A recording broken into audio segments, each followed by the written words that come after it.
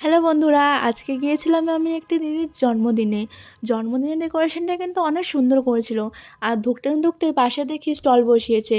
আর স্টলের ভিডিও এখান থেকে স্কিপ করে দিয়েছি, অনেক রাত হয়ে গিয়েছিল বলে বেশি দেরি না করে চলে গিয়েছিলাম মেন কোর্সের দিকে। মেন কোর্সে আমাদের প্লেট আর জলের বোতল দিয়ে অনেকক্ষণ বসিয়ে রেখেছিল।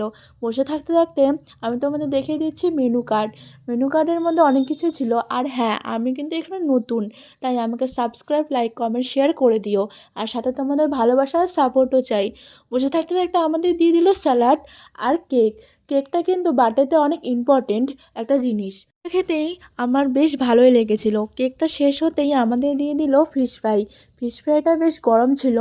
আর আমার ভাঙতেও খুব প্রবলেম হচ্ছিলো। আর এটার সাথে দিয়ে দিয়েছিল চাটনির সাথে ফিশ ফ্রাইটা বেশ ভালোই লেগেছিল। আর এটা খেতে না খেতে আমাদের দিয়ে দিল কড়াইশুঁটির কচুরিটা কিন্তু বেশ গরম ছিল। আর এটার সাথে দিয়ে দিয়েছিল চানা মশলার সাথে কড়াইশুঁটির কচুরি কার কার খেতে ভালো লাগে একটু কমেন্টে জানিও। আর কড়াইশুঁটির কচুরির সাথে চানা মশলা খেতে কিন্তু আমার ভালোই লেগেছিল। আর এটার ভিতরে কড়াইশুঁটির পুরটা একটু বেশি ছিল, তাই এটা আমার একটু বেশি ভালো লেগেছিল। এটা শেষ হতে না হতেই আমাদের দিয়ে দিল পোলাওয়ের সাথে কড়াইশুঁটি কচুরি খাবো না পোলাও খাবো ভেবে পাচ্ছিলাম না। আর যাই হোক, দিয়ে দিল চিকেন কষা। আর কড়াইশুঁটি কচুরিটা খেয়ে চিকেন কষা আর পোলাওটা খাচ্ছিলাম, বেশ ভালোই লাগছিল। বাট চিকেন কষার সাথে পোলাওটা কিন্তু মানায়নি, মাটন হলে একটু বেশি ভালো লাগতো। যাই হোক, চিকেন কষার সাথে পোলাওটা খাচ্ছিলাম, খেতে খেতে আমাদের দিয়ে দিল চাটনি আর সাথে পাঁপড়। কিন্তু তখনও আমি মাংস খেয়ে যাচ্ছিলাম।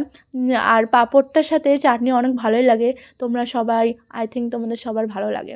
যাই হোক, দিয়ে দিয়েছিল 2 রকমের মিষ্টি, একটি গুড়ের মিষ্টি আর একটা রসগোল্লা। রসগোল্লা তো বাঙালিদের প্রিয় খাদ্য।